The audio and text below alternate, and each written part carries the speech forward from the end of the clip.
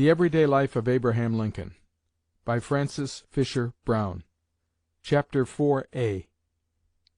Lincoln's removal to Springfield, a lawyer without clients or money, early discouragements, proposes to become a carpenter, Stuart and Lincoln attorneys at law, riding the circuit, incidents of a trip round the circuit, pen pictures of Lincoln, humane traits, kindness to animals. Lincoln's removal from New Salem to Springfield, where his more active life as a lawyer began, occurred in April, 1837, soon after the completion of his survey work at Petersburg. The event was closely connected with the removal of the state capital from Vandalia to Springfield, the law for which was passed at the legislative session of 1836–37. As has been stated, Lincoln was a member of that legislature and was active in procuring the passage of the bill. The citizens of Springfield were very desirous of the removal of the capital to their town, and many of them were present at the session when the measure was up for discussion. They had thus become acquainted with Lincoln. They were favorably impressed as to his abilities and character, and pleased with his efforts in the matter in which they were so greatly interested. Through their influence and encouragement, he chose Springfield as his future home. Lincoln's first interview after his arrival in Springfield was with Mr. Joshua F. Speed, with whom he already had a slight acquaintance, and who details the circumstances of their meeting. "He had ridden into town," says Mr. Speed, "on a borrowed horse, with no earthly property save a pair of saddle-bags containing a few clothes. I was a merchant at Springfield, and kept a large country store, embracing dry goods, groceries, hardware, books, medicines, bedclothes, mattresses, in fact everything that country people needed. Lincoln came into the store with his saddle-bags on his arm, and said he wanted to buy the fixings for a single bed. The mattresses, blankets, sheets, coverlid, and pillow, according to the figures made by me, would cost $17. He said that was perhaps cheap enough, but small as the sum was, he was unable to pay it. But if I would credit him till Christmas, and his experiment as a lawyer was a success, he would pay then, adding, in the saddest tone, 'If I fail in this, I do not know that I can ever pay you.' As I looked up at him, I thought then, and think now, that I never saw a sadder face. I said to him, 'You seem to be so much pained at contracting so small a debt. I think I can suggest a plan by which you can avoid the debt and at the same time attain your end. I have a large room with a double bed upstairs, which you are very welcome to share with me.' 'Where is your room?' said he. 'Upstairs,' said I, pointing to a pair of winding stairs which led from the store to my room. He took his saddle-bags on his arm, went upstairs, set them down on the floor, and came down with the most changed countenance. Beaming with pleasure, he exclaimed, 'Well, Speed, I'm moved.' Lincoln was then 28 years old. He was a lawyer without a client, with no money, all his earthly wealth consisting of the clothes he wore and the contents of his saddle-bags." Lincoln shared the same room with Mr. Speed during his early residence in Springfield, taking his meals with his companion at the house of Mr. William Butler, with whom he boarded for 5 years. His professional advancement at first was slow, and he had periods of great discouragement. An old settler of Illinois, named Page Eaton, says, "I knew Lincoln when he first came to Springfield. He was an awkward but hard-working young man. Everybody said he would never make a good lawyer because he was too honest. He came to my shop one day after he had been here 5 or 6 months, and said he had a notion to quit studying law and learn carpentering. He thought there was more need of carpenters out here than lawyers." Soon after Lincoln's settlement in Springfield, he formed a law partnership with Major John T. Stuart, whom he had known for some years and who already had a good position at the bar. This partnership began, according to the statement of Major Stuart, on April 27, 1837. It continued just 4 years, when it was dissolved, and Lincoln and Judge Stephen T. Logan became partners. This latter partnership continued about 2 years, when, on September 20, 1843, the firm of Lincoln and Herndon was formed, and it continued to the time of Lincoln's death. When Lincoln began to practice law, it was the custom in Illinois to ride the circuit, a proceeding of which the older communities of the East know nothing. The State of Illinois, for instance, is divided into a number of districts, each composed of a number of counties. of which a single judge, appointed or elected as the case may be, for that purpose, makes the circuit, holding courts at each county seat. Railroads being scarce, the earlier circuit judges made their trips from county to county on horseback or in a gig, and the prominent lawyers living within the limits of the circuit made the tour of the circuit with the judge. It is said that when Lincoln first began to ride the circuit, he was too poor to own a horse or vehicle, and was compelled to borrow from his friends. But in due time he became the proprietor of a horse, which he fed and groomed himself, and to which he was very much attached. On this animal he would set out from home, to be gone for weeks together, with no baggage but a pair of saddle-bags containing a change of linen and an old cotton umbrella to shelter him from sun or rain. When he got a little more of this world's goods he set up a one-horse buggy, a very sorry and shabby-looking affair, which he generally used when the weather promised to be bad. The other lawyers were always glad to see him, and landlords hailed his coming with pleasure, but he was one of those gentle, uncomplaining men whom they could put off with indifferent accommodations. It was a significant remark of a lawyer who was thoroughly acquainted with his habits and disposition that Lincoln was never seated next to the landlord at a crowded table, and never got a chicken liver or the best cut from the roast. Lincoln once remarked to Mr. Gillespie that he never felt his own unworthiness so much as when in the presence of a hotel clerk or waiter. If rooms were scarce, and 1, 2, 3, or 4 gentlemen were required to lodge together in order to accommodate some surly man who stood upon his rights, Lincoln was sure to be one of the unfortunates. Yet he loved the life of the circuit, and never went home without reluctance. In describing the many experiences of the lawyers who traveled the circuits at this period, Mr. Arnold says, "The State was settled with a hardy, fearless, honest, but very litigious population. The court house was sometimes framed and boarded, but more frequently it was built of logs.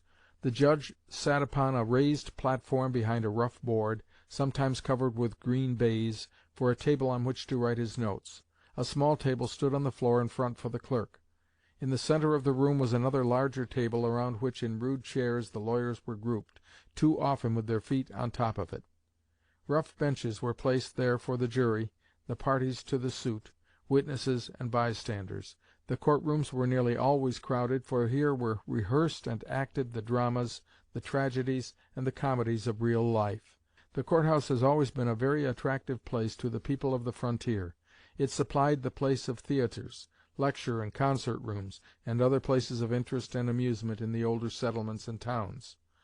The leading lawyers and judges were the star actors, and each had his partisans. Hence crowds attended the courts to see the judges, to hear the lawyers contend, with argument and law and wit, for success, victory, and fame.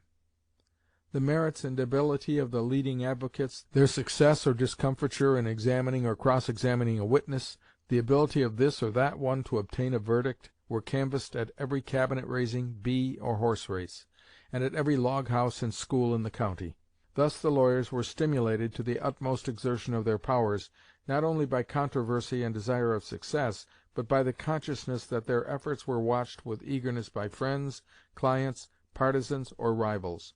From one to another of these rude court-houses the gentlemen of the bar passed, following the judge around his circuits from county to county, traveling generally on horseback, with saddle-bags, brushes, an extra shirt or two, and perhaps 2 or 3 law books. Sometimes 2 or 3 lawyers would unite and travel in a buggy, and the poorer and younger ones not seldom walked. But a horse was not an unusual fee, and in those days, when horse thieves as clients were but too common, it was not long before a young man of ability found himself well mounted. There was very great freedom in social intercourse. Manners were rude but genial, kind, and friendly. Each was always ready to assist his fellows, and selfishness was not tolerated. The relations between the bench and bar were familiar, free, and easy. Flashes of wit and humor and repartee were constantly exchanged. Such was the life upon which Lincoln now entered.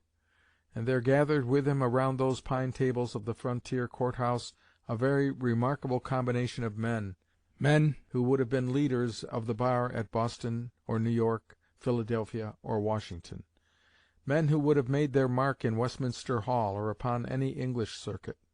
At the Capitol were John T. Stuart, Stephen T. Logan, Edward D. Baker, Ninian W. Edwards, Josiah Lamborn, and many others. Among the leading lawyers from other parts of the State who practiced in the Supreme and Federal courts at the Capitol were Stephen A. Douglas, Lyman Trumbull, for many years chairman of the Judiciary Committee of the United States Senate; O. H. Browning, Senator and member of the Cabinet at Washington; William H. Bissell, member of Congress and Governor of the State; David Davis, Justice of the Supreme Court, Senator and Vice President of the United States; Justin Butterfield of Chicago, and many others almost or quite equally distinguished.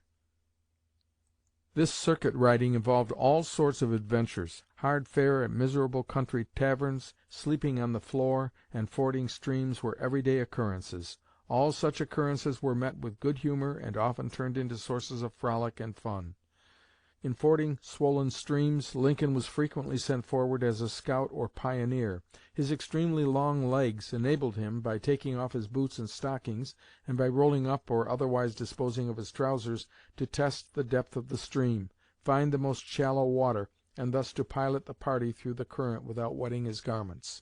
A gentleman who lived in one of the judicial circuits of Illinois, in which Lincoln had an extensive though not very lucrative practice, gives some graphic and interesting reminiscences. The terms of the court were held quarterly and usually lasted about 2 weeks. They were always seasons of great importance and much gaiety in the little town that had the honor of being the county seat. Distinguished members of the bar from surrounding and even from distant counties, ex-judges and ex-members of Congress, attended and were personally and many of them popularly known to almost every adult, male and female, of the limited population. They came in by stages and on horseback.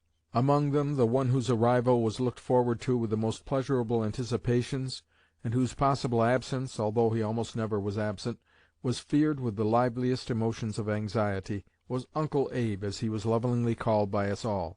Sometimes he might happen to be a day or two late. Then, as the Bloomington stage came in at sundown, the bench and bar, jurors and citizens, would gather in crowds at the hotel where he always put up, to give him a welcome if happily he should arrive, and to experience the keenest feelings of disappointment if he should not.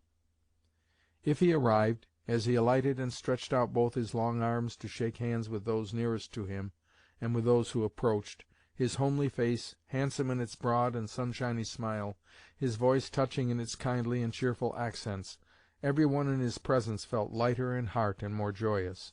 He brought the light with him. He loved his fellow men with all the strength of his great nature, and those who came in contact with him could not help reciprocating the love. Another old friend describes Lincoln as being at this time very plain in his costume, as well as rather uncourtly in his address and general appearance.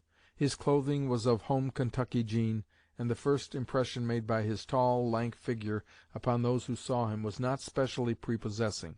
He had not outgrown his hard backwoods experience, and showed no inclination to disguise or to cast behind him the honest and manly though unpolished characteristics of his earlier days. Never was a man further removed from all snobbish affectation.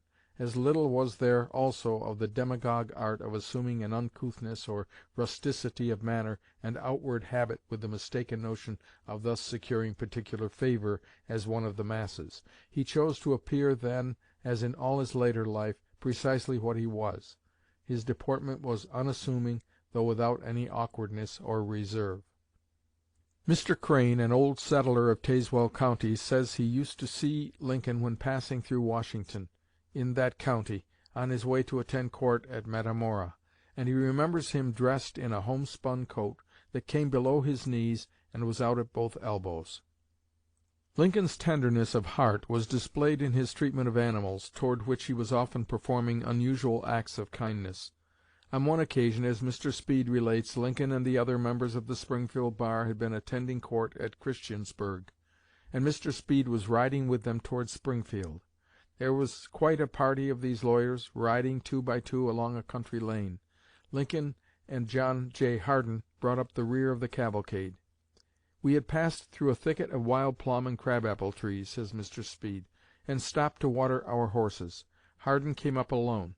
'Where is Lincoln?' we inquired. 'Oh,' replied he, 'when I saw him last, he had caught 2 young birds which the wind had blown out of their nests, and he was hunting the nest to put them back.' In a short time Lincoln came up, having found the nest and placed the young birds in it. The party laughed at him, but he said, "I could not have slept if I had not restored those little birds to their mother." Chapter 4a.